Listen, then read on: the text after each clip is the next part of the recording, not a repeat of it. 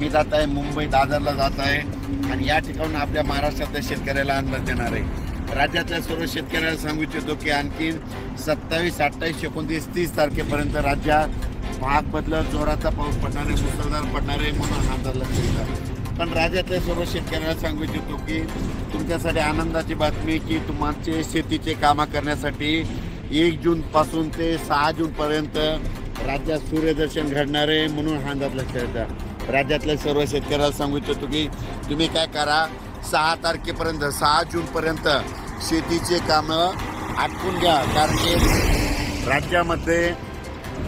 राज्यामध्ये 1 जूनपासून तर 6 जूनपर्यंत हवामान कोरडं राहणार आहे आणि त्यामध्ये सूर्यदर्शन घडणार आहे।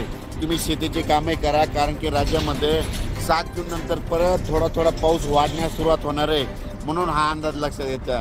राज्यातल्या सर्व शेतकऱ्याला सांगू इच्छितो की 30 मे पर्यंत राज्यात दररोज भाग बदलत मुसळधार, कुठं अतिमुसळधार, कुठं रिमझिम पाऊस पडणार आहे म्हणून हा अंदाज लक्षात येतात।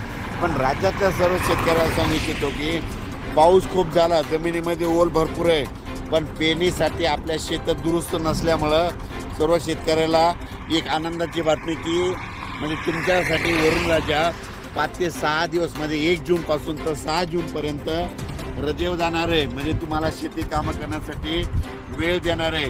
तुम्ही त्या 6 जूनपर्यंत शेतीचे कामे करून घ्या, कारण की राज्यात 7 जून नंतर दररोज पाऊस वाढण्यास सुरुवात होणार आहे। म्हणजे 7 जून नंतर 7ला थोडा वाढणार आहे, 8ला परत वाढत जाणार आहे, 9ला परत वाढत जाणार आहे, म्हणजे असा पाऊस वाढत जाणार आहे म्हणून हा अंदाज लक्षात येतात। राज्यातल्या सर्व शेतकऱ्यांना परत सांगतो की हा पाऊस 30 मे पर्यंत दररोज पूर्व विदर्भ, पश्चिम विदर्भ, दक्षिण महाराष्ट्र, उत्तर महाराष्ट्र, कोकण पट्टी, खानदेश, मराठवाडा या भागात पडणारच आहे। पण जास्त पाऊस मुंबईला मात्र आणखीन 2 दिवस म्हणजे 27 आणि 28 2 दिवस मुंबईला इगतपुरीकडे खूप पाऊस पडणार आहे, पुण्याकडे खूप पडणार आहे म्हणून हा अंदाज लक्षात येतात। पण राज्यात मात्र 1 जूनपासून ते 6 जूनपर्यंत सूर्यदर्शन घडणार आहे, शेतकऱ्याला कामं करण्यासाठी वेळ देणार आहे म्हणून शेतकऱ्यांनी 6 जूनपर्यंत तुम्ही तुमचे कामं करून घ्या। 7 तारखेपासून राज्यात परत पावसाला थोडी वाढण्यास सुरुवात होणार आहे म्हणून हा अंदाज लक्षात घ्यायचा। जमिनीमध्ये ओल भरपूर आहे म्हणून तुम्ही तुमचा पेरणीचा निर्णय स्वतः घ्यावा।